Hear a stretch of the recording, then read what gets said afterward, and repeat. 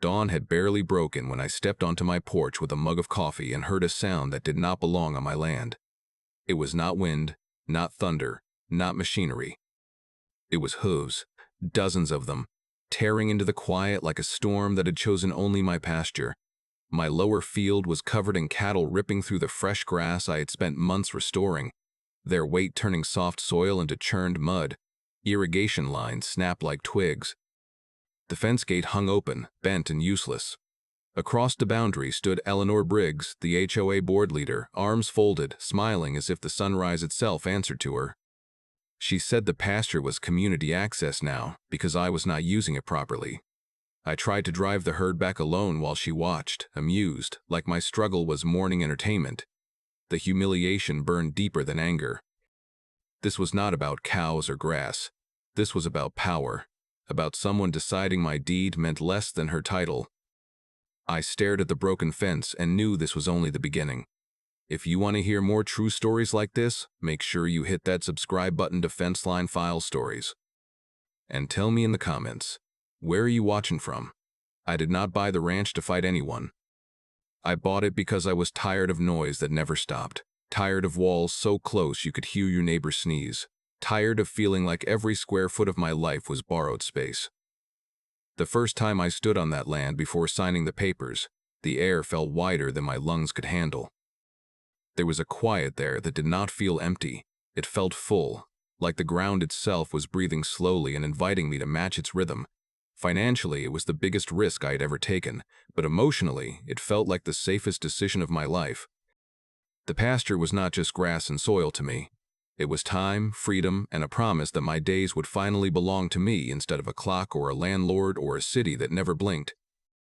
The community bordering my ranch seemed harmless at first. Neat houses, trimmed hedges, identical mailboxes lined up like polite soldiers along the main road. Their homeowners association technically ended at the pavement, but the attitude never really stopped there. You could feel its presence even when you crossed onto open land, like a polite smile that lingered a second too long. Still, during the first few weeks, everything seemed cordial. People waved when they drove past. A couple of neighbors even brought over baked goods and introduced themselves. I told myself the stories I had heard about overbearing HOAs were exaggerated. I wanted to believe I had found the rare exception. That belief had a name, and it was Eleanor Briggs. The first time I met her, she carried herself with the kind of confidence that usually comes from long practice rather than arrogance. Her clothes were always crisp, her tone always measured, and her smile always perfectly timed. She hosted small gatherings in the neighborhood park, organized charity drives, and remembered everyone's names. People admired her, and I understood why. She made organization look like kindness. Influence followed her not because she demanded it, but because she offered help before anyone asked. At least, that was the surface. My earliest interactions with the association were small and almost laughable. A letter about the color of my mailbox, even though it stood well outside their jurisdiction. A polite suggestion about the type of gravel I used near my driveway entrance. Another note recommending uniform fence posts for visual harmony. None of it felt threatening. It felt like background noise, slightly annoying but easy to ignore. I brushed it off as enthusiasm that occasionally overstepped. I even responded once with a thank you, thinking diplomacy was the easiest path to peace. What I did not mention to most people at the time was the sanctuary project I was quietly developing on the far side of the ranch. It was fully licensed, carefully planned, and fenced according to strict regulations. Conservation work had always mattered to me, and this land finally allowed me to support it properly. The enclosure sat far from the road, and even farther from the houses, designed to disturb no one and attract no attention. To me, it represented responsibility, proof that owning land was not just about taking space, but also about giving something back. I rarely discussed it because I did not want curiosity turning into gossip or fear. Silence felt safer. Not everyone in the neighboring community was blind to the undertones, though. Oliver Grant, an older rancher whose property stretched along the opposite ridge, visited one afternoon with a thermos and the kind of slow walk that comes from decades of knowing exactly where you are going. He looked around my fields with approval, then leaned against the fence and told me something I did not fully understand at the time. He said Eleanor never heard the word no. He did not say it angrily. He said it like a weather report, calm, factual, unavoidable. He warned me that friendliness and control can wear the same face until the moment they do not. I nodded politely, thinking he was being overly cautious, maybe even a little bitter from past disagreements. I wish I had listened more carefully. Weeks passed, and life settled into a rhythm that almost convinced me everything would remain peaceful. Mornings were spent repairing irrigation lines, afternoons walking the boundary fences, evenings watching the horizon shift colors as the sun dipped behind the hills. The letters from the HOA slowed, then stopped entirely. The gatherings continued, and Eleanor still waved when our paths crossed near the road. It felt like the small frictions had resolved themselves. I allowed myself to relax, to believe that boundaries, both physical and social, had quietly been accepted. Then the envelope arrived. It was thicker than the others, printed on heavier paper, and delivered by hand instead of mail. Inside was an official notice claiming that a section of my lower pasture fell under shared community use due to historical access precedent. I read the sentence 3 times, certain I had misunderstood it. The words did not align with the deed I remembered studying line by line before purchase. According to that paper, land I owned outright was suddenly described as communal. There was no anger at first, only confusion. A slow, cold unease spreading through my chest. The quiet I had paid so much for suddenly felt fragile, like glass with a crack I had not noticed until light hit it the wrong way. The first confrontation did not arrive with shouting or threats. It arrived with a polite knock and the sound of car doors closing in unison. I stepped outside and saw Eleanor standing at my gate with 2 board members beside her, all 3 dressed as if they were attending a formal luncheon instead of visiting a working ranch. Eleanor held a thin folder against her chest, her smile calm and practiced. She greeted me warmly, then opened the folder and produced several printed pages stamped with bold headings. She called it a community grazing allowance, explaining in a tone that suggested generosity rather than intrusion. According to those papers, a portion of my lower pasture had always been informally shared land, and the association was simply formalizing what had always existed. I remember blinking at the pages, genuinely believing this had to be a clerical mistake. I told her there must be confusion because my deed was clear, the survey lines unmistakable. My voice stayed level, almost apologetic, as if I were correcting a small error instead of defending acres of property. Eleanor nodded slowly, the way someone nods when they are not listening at all. The 2 board members walked toward the fence without asking permission and began taking photographs, close-ups of hinges, wide shots of posts, even angles that made the boundary look uneven. The clicks of their phone cameras felt invasive, like fingerprints left on glass. When I asked what they were documenting, Eleanor answered lightly that they were keeping records, the same tone a teacher might use with a child who asked an obvious question. After they left, I stood at the gate longer than necessary, replaying the exchange in my head and trying to convince myself it was simply bureaucracy moving clumsily. For 2 days, nothing happened. The fields returned to their quiet rhythm, and I began to believe the issue would dissolve once proper documents were exchanged. Then, just after sunrise on the 3rd morning, I saw the cattle again. They were scattered across the lower pasture, as if they had always belonged there, chewing through the young growth and trampling the soil I had carefully leveled. The latch on the fence hung open, not broken but deliberately lifted. That detail changed everything. This time, I did not rush forward in disbelief. I walked back inside, grabbed my phone, and began documenting every angle. Hoofprints pressed deep into the damp earth, snapped irrigation heads leaking water into the mud, the open latch gleaming in the morning light. I photographed timestamps, distances, even the direction of the herd's movement. The process steadied me.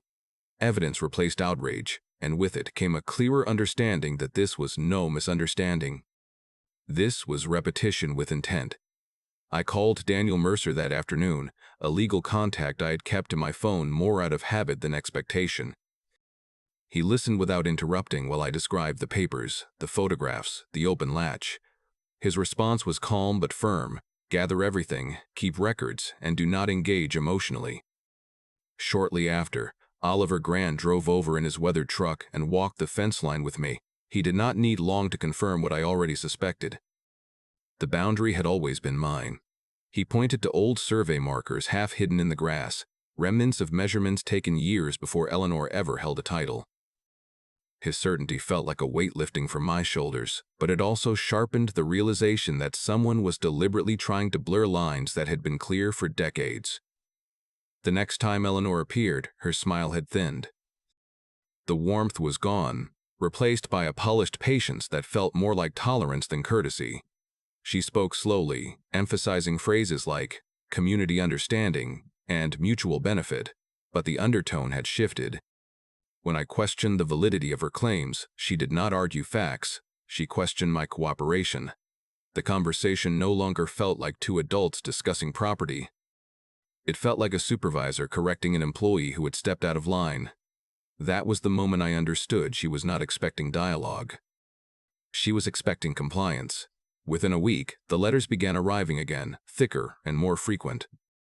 Warnings about fence alignment, notices about alleged code discrepancies, reminders of association expectations, despite my land sitting entirely outside their official jurisdiction. Each envelope carried the same polite language and the same implied threat, as if repetition alone could make fiction solid. The stakes shifted from annoyance to risk. Time, money, and reputation all started to orbit the conflict. One evening, I returned from checking the far ridge and found a stack of envelopes neatly arranged on my porch railing, their edges aligned with almost ceremonial precision. I flipped through them, reading the escalating language: non-compliance, review hearings, potential penalties. At the bottom sat a final printed note bearing Eleanor's signature. The message was brief, direct, and stripped of pleasantries. Comply immediately, or consequences will escalate. I stood there holding the papers while the wind moved through the pasture behind me, and for the first time, the silence of the land did not feel peaceful. It felt watched. The line between inconvenience and intrusion disappeared quietly, almost politely, and then it was simply gone. What had started as occasional fence latches left open turned into wires deliberately loosened, posts shifted just enough to weaken their hold, gates that creaked differently at dawn than they had the night before. The cattle began appearing with a rhythm that no longer felt accidental.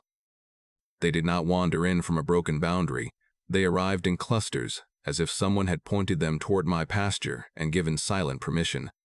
Each morning became an inspection of damage: crushed irrigation heads, soil compacted into ruts, fresh hoofprints cutting across the grass like signatures I never agreed to sign. Eleanor's appearances changed too. She no longer came with folders and board members. Now she arrived alone, often in the late morning, holding small feed buckets as if she were visiting a petting zoo instead of trespassing near my land. Her tone was light, her expressions innocent, and her words always framed as concern. She would shrug when I mentioned the repeated entries, suggesting perhaps the cattle preferred the grass here or that fences naturally weaken over time. The buckets in her hands said otherwise. I began to understand that denial was not her defense. It was her strategy. I decided the only way forward was to seek reason in a public setting. I attended an HOA meeting believing that facts, calmly presented, would dissolve the tension. The room was brightly lit and filled with neatly arranged chairs, neighbors chatting in low voices before the session began. When Eleanor took the front position, her posture radiated authority without effort. I waited for my turn, introduced myself, and explained the trespassing, the loosened fences, the repeated damages. My words were measured, respectful. The response was not.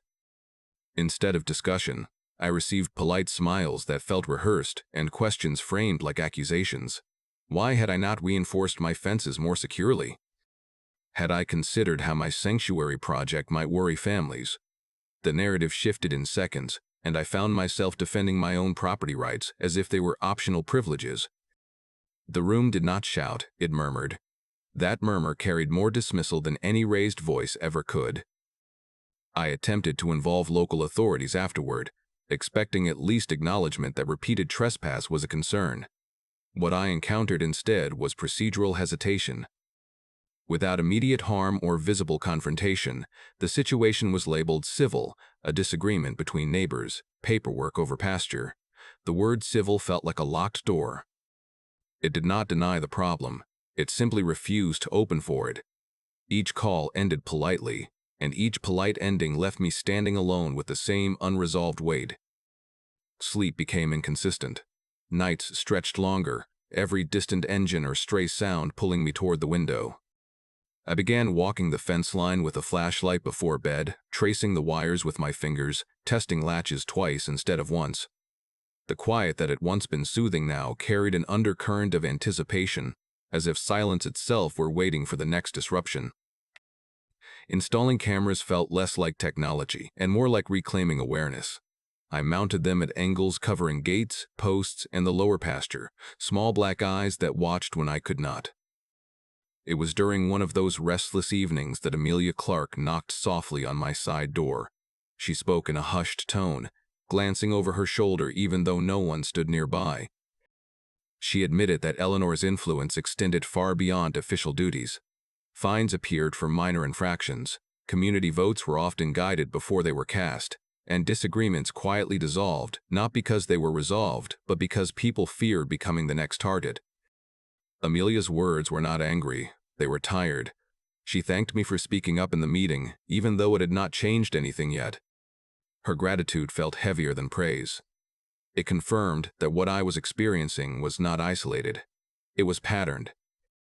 The proof I needed arrived on a night when the air was unusually still. Close to midnight, a faint metallic click echoed from the direction of the lower gate. I stepped outside with a flashlight and followed the sound across the field. In the beam of light, I saw movement, deliberate, unhurried. Eleanor stood near the boundary, guiding cattle forward with the same small feed bucket she carried during her daytime visits. The gate swung wider as the herd crossed into my pasture, their silhouettes shifting against the moonlit grass. She turned at the sound of my steps, and for a brief second her expression revealed neither innocence nor confidence, only calculation. I said nothing. I did not need to. The cameras were already recording. In that moment, the feeling of being cornered transformed into something steadier. I was still under pressure, still exhausted, but I was no longer uncertain. Evidence replaced speculation.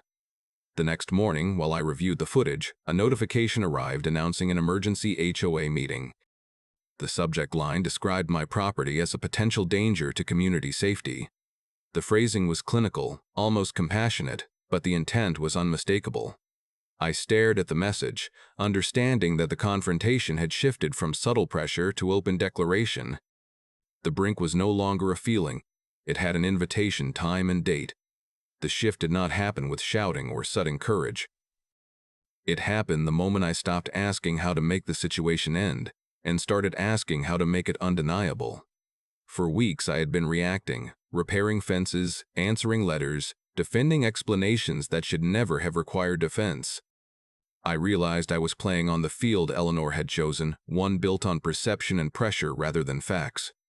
The land itself held the answer, and it had been there the entire time, waiting for me to acknowledge it openly instead of quietly protecting it. On the far side of the ranch, beyond the tree line and well away from the road, stood the fenced sanctuary I had mentioned to almost no one. Every permit was current, every inspection documented, every enclosure built to exceed regulations rather than merely meet them. It was not a hidden secret, it was simply something I preferred not to advertise because conservation work attracts curiosity that can easily turn into fear when misunderstood. Within that enclosure lived a small wolf pack I had helped rehabilitate through licensed programs, animals trained not for spectacle or aggression, but for stability and controlled behavior. Luna, the alpha, carried a calm authority that did not rely on intimidation. She responded to tone and hand signals with precision, her presence commanding attention without chaos. I never considered them weapons, and I never intended to use them as threats. What I realized, however, was that presence alone carries weight. Cattle do not negotiate boundaries, they respond to instinct. A controlled deterrent did not require harm, noise, or force. It required visibility and discipline. I spent several evenings planning carefully, mapping the pasture lines and camera angles, reviewing regulations twice to ensure every action remained within legal parameters. The wolves would never cross the property boundary, never approach the cattle directly, never break formation. Their role was not confrontation. It was a reminder that the land was occupied, protected, and watched. The first time I implemented the plan, the sunrise looked no different than any other. I positioned myself near the boundary fence while Luna and the pack moved in a quiet line several yards behind it, their silhouettes steady and alert. When the cattle drifted toward the open section of pasture as they had grown accustomed to doing, they stopped. There was no barking, no lunging, no sudden movement. Just a line of disciplined figures holding their ground. The herd shifted uneasily, then retreated in a slow, collective turn, as if the field itself had exhaled them back across the boundary. Not a single animal was touched. Not a single step crossed the fence. Yet the message was unmistakable. Eleanor arrived within minutes, her vehicle kicking dust across the road. The confidence she usually carried like a tailored jacket had slipped. She demanded explanations, accused me of recklessness, threatened reports and complaints. Her voice rose not from fear of danger but from fear of losing narrative control. I remained calm, repeating the same facts: licensed sanctuary, documented permits, controlled animals, no boundary violations. The louder she became, the quieter I felt. The dynamic I had endured for weeks inverted without drama. Authority that depends on intimidation falters when intimidation no longer works. That morning marked the first time I sensed the psychological weight shifting. The cattle did not return. The fence lines remained untouched. Silence reclaimed the pasture, not as fragile peace, but as grounded certainty. I contacted Daniel Mercer formally that afternoon, not for reassurance but for structure. We began assembling certified county records, survey confirmations, and notarized documents that established the property lines beyond interpretation. Every photograph I had taken, every timestamp, every clip from the cameras was organized into a timeline that spoke without emotion. My mindset changed in ways that surprised me. The exhaustion remained, but it no longer dictated my reactions. Instead of bracing for the next letter or late-night disturbance, I began preparing for the next procedural step. Strategy replaced frustration. Each document gathered felt like a fence post driven deeper into the ground, quiet, methodical, immovable. Neighbors who had been hesitant began offering small statements of support once they saw the situation turning factual rather than confrontational.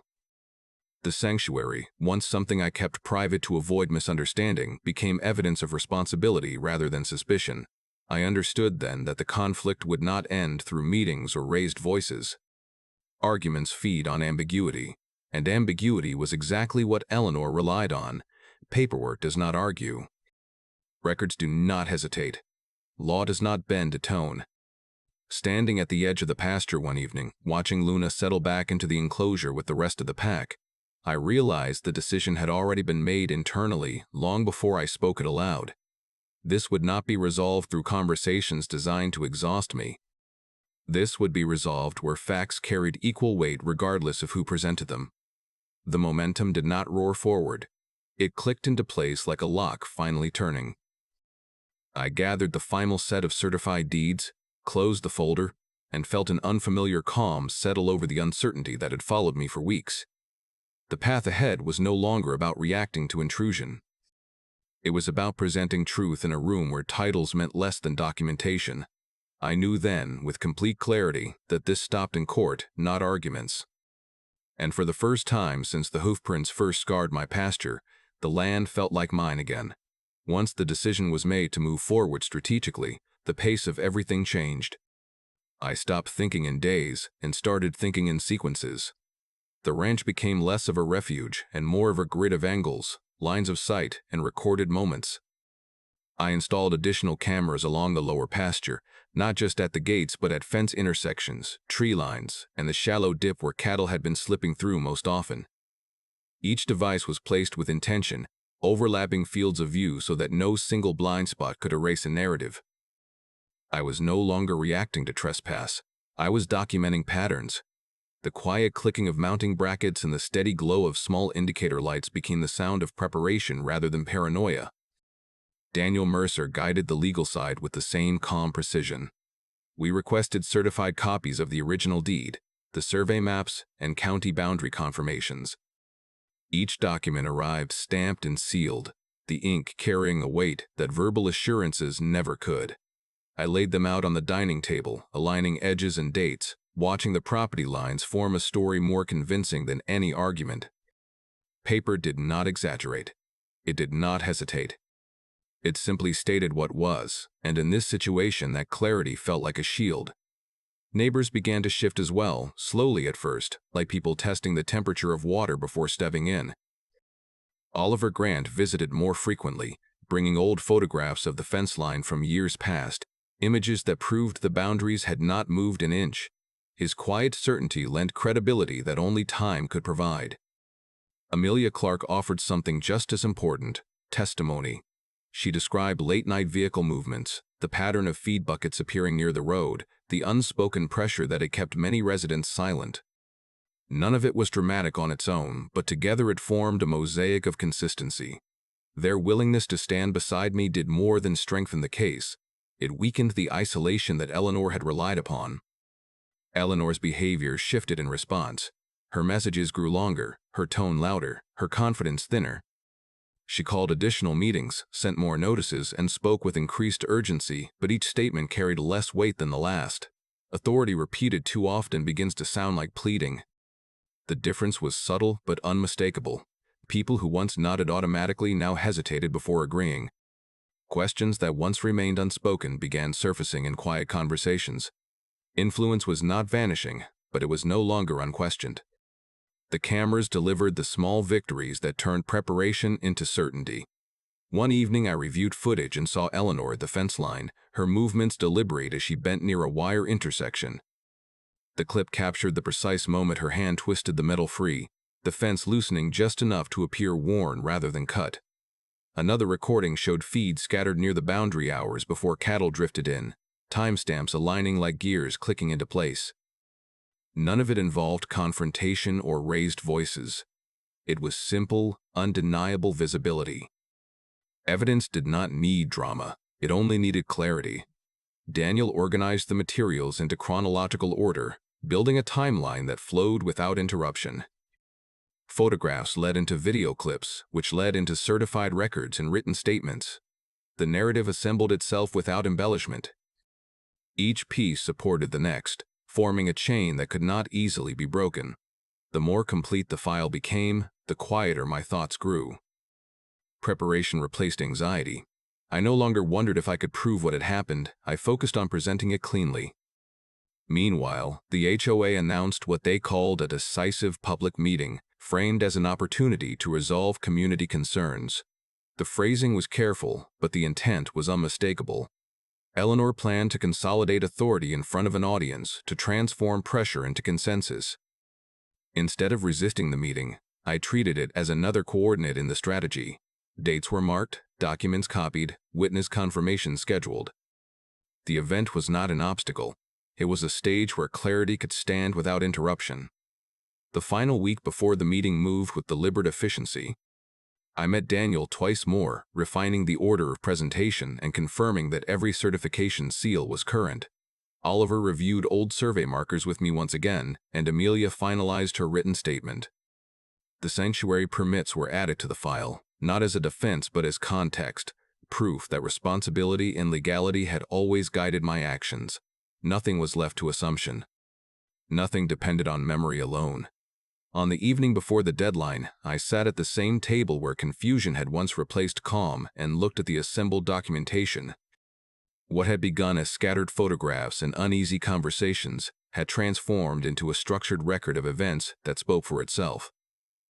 The court filings were complete, the copies organized, the envelopes addressed.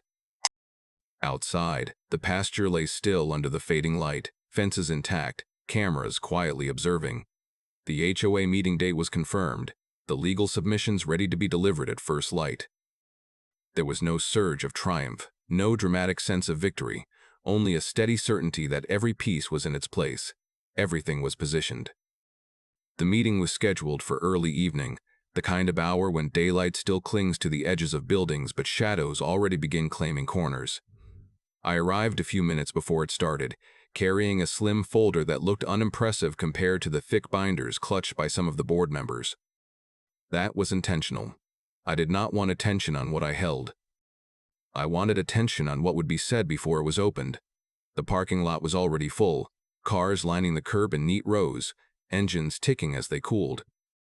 The sound reminded me of cattle shifting in a field before a storm, restless, uncertain, waiting for something they could not see yet. Inside, the room felt smaller than usual, filled with chairs arranged too close together and voices lowered into cautious murmurs.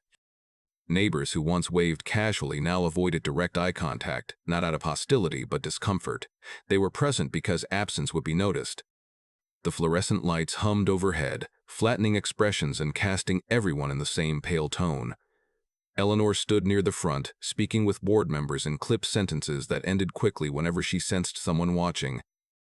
Her posture carried confidence, but it was sharper now, less fluid, like glass stretched thin. When the meeting officially began, she wasted no time on pleasantries. Her opening words were precise, rehearsed, and delivered with the authority of someone who expected agreement before she finished the sentence. She described my property as a liability, my actions as unpredictable, my sanctuary as a potential threat. Each phrase was carefully framed to sound protective rather than accusatory, but the intent beneath it was unmistakable. She did not raise her voice. She did not need to. The room had already been prepared to listen. I remained seated, hands resting lightly on the folder in my lap. The urge to interrupt rose more than once, especially when she referred to the pasture as shared community space, but restraint felt stronger than rebuttal. Evidence spoken too early becomes argument. Evidence revealed at the right moment becomes fact. I reminded myself that this room thrived on perception, and perception changes only when confronted with something it cannot twist. Daniel Mercer sat 2 chairs to my left, silent, his posture relaxed in a way that only comes from knowing preparation is complete. He did not look at Eleanor while she spoke. He reviewed the agenda as if this were a routine appointment. That calm steadied me more than any whispered reassurance could have. Whispers began to circulate among the attendees, not loud enough to disrupt but persistent enough to ripple through the space. I caught fragments, questions about fence lines, mentions of late-night activity, uncertainty about jurisdiction. The board members at the front shifted in their seats more frequently than before, exchanging brief glances that lasted half a second too long. Confidence, once unanimous, now looked divided. Eleanor continued speaking, layering concern upon concern, but the rhythm of her delivery lost its smoothness. Sentences stretched, then shortened abruptly, as if she were chasing her own momentum rather than guiding it. Fear did not vanish from me, it changed shape. Instead of the sharp anxiety that had followed every letter and late-night sound, it became a steady awareness of the stakes. This was not just about land measurements or damaged irrigation lines. It was about reputation, about whether truth could stand in a room designed to favor authority over accuracy. Yet beneath that fear lay a certainty that felt almost physical, like the firmness of the ground under my boots. I knew what the folder contained. I knew what the cameras had seen, what the records confirmed, what the witnesses would say if asked. The uncertainty belonged to the room now, not to me. Eleanor's tone shifted again as she moved toward conclusion. The language became more formal, more procedural, invoking policies and clauses with practiced precision. She framed the situation as a collective decision rather than a personal dispute, a move meant to transform disagreement into consensus. The air in the room thickened with anticipation, conversations fading into silence. Even the hum of the lights seemed louder in the pause that followed her final statement. She looked directly at the board, then at the audience, and announced that disciplinary action was necessary to protect community standards. The words were measured, but the intention was unmistakable. Isolate, condemn, conclude. My heartbeat slowed instead of quickening. The moment had arrived, not with chaos but with stillness. Papers rustled softly as board members prepared to vote. A few neighbors shifted in their seats, eyes moving between Eleanor and the folder resting on my lap. Then she called for a vote to condemn my property rights, her voice steady, expecting compliance to follow like a reflex. Chairs creaked as people adjusted, pens lifted, and the room leaned forward into decision. I felt the weight of every recorded second, every stamped document, every witness statement aligning behind me like silent pillars. The atmosphere held its breath. I rose from my seat, the folder finally leaving my lap, and turned toward the front of the room, ready to present proof. I did not raise my voice when I reached the front of the room. I did not need to. The silence that followed my footsteps was louder than any argument I could have made. I placed the folder on the table and opened it slowly, letting the simple act draw attention away from Eleanor's raised hand and toward the documents she had spent weeks insisting did not matter. The first pages were certified deeds, stamped and sealed, the county insignia pressed into the paper like a permanent boundary no opinion could erase. I slid them forward so the board could see the survey lines, the dates, the signatures that existed long before anyone in that room held a title. No commentary, no emphasis, just ink and authority that did not depend on tone. Next came the footage. The screen at the front of the room flickered to life, and the pasture appeared in the dim light of midnight recordings.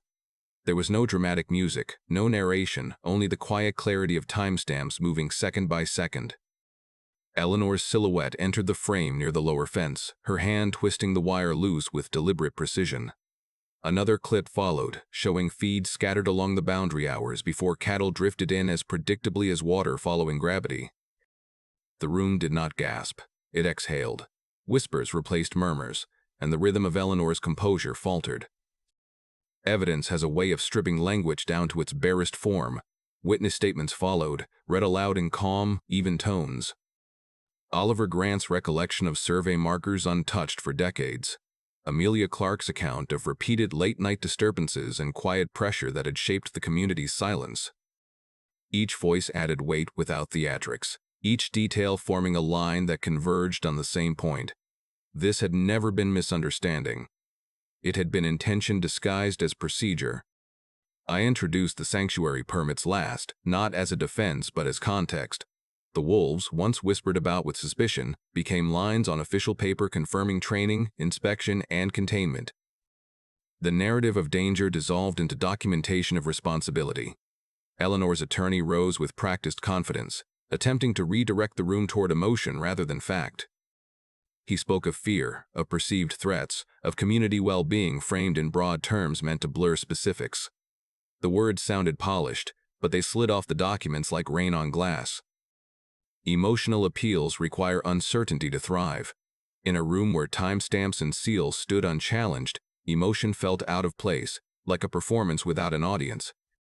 The attorney's sentences grew shorter, his pauses longer.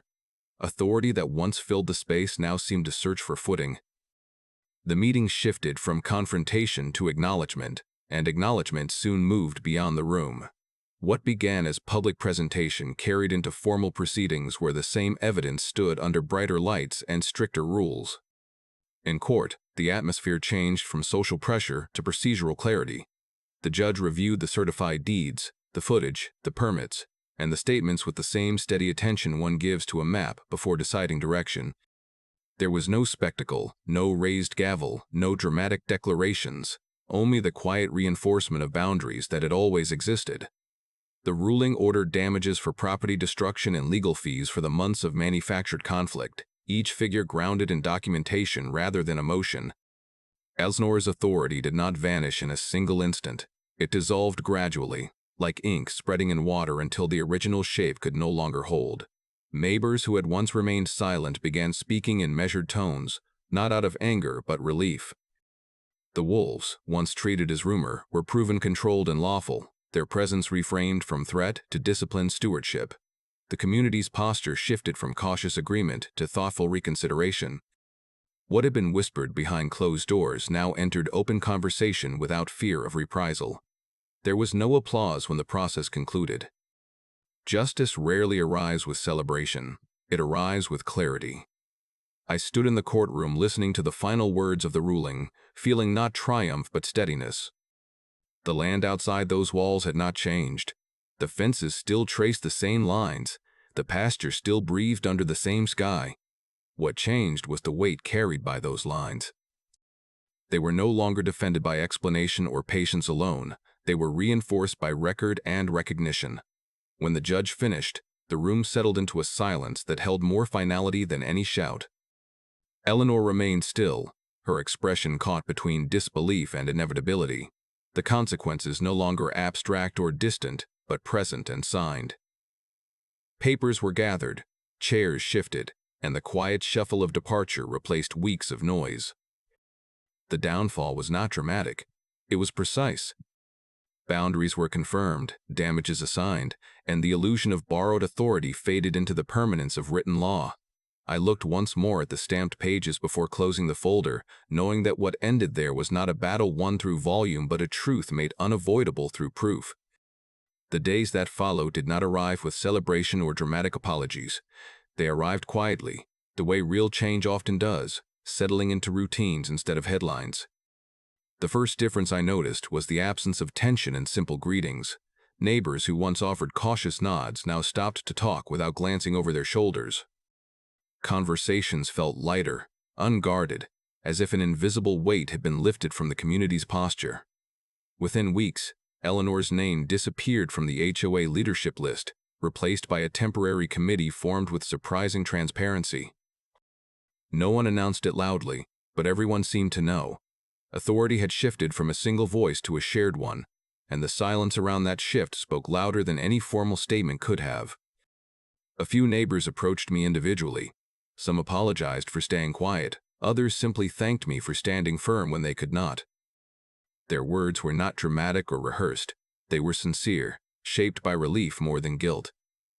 Amelia visited one afternoon with a small basket of homemade bread, smiling in a way that felt freer than when I had first met her.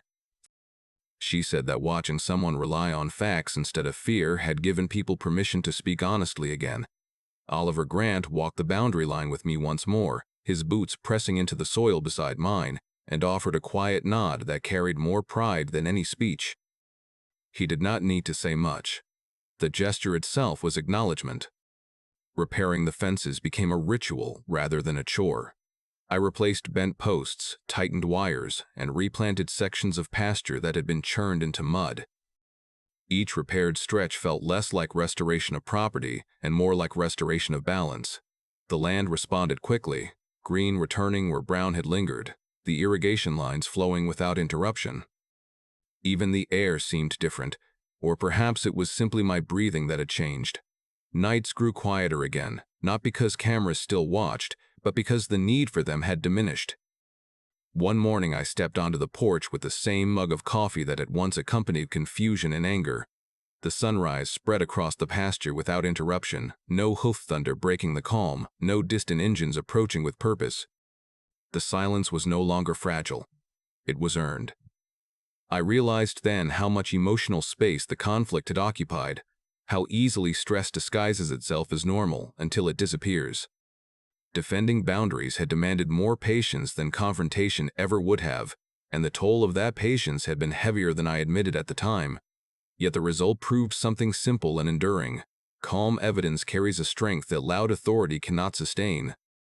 The neighborhood felt safer, not because rules had changed dramatically, but because honesty had become less risky. People greeted each other with openness instead of calculation. Meetings shifted from performances to discussions. The land remained the same stretch of earth it had always been, but the atmosphere around it held a different clarity. I did not feel victorious. I felt settled. Peace returned not as a reward, but as a natural state finally allowed to exist again. Standing there in the early light, watching the pasture breathe under a cloudless sky, I understood that dignity is not something granted by titles or committees. It is something preserved by standing still when pressure demands movement. If you want to hear more true stories like this, make sure you hit that subscribe button to Fence Line File Stories, and tell me in the comments, where are you watching from?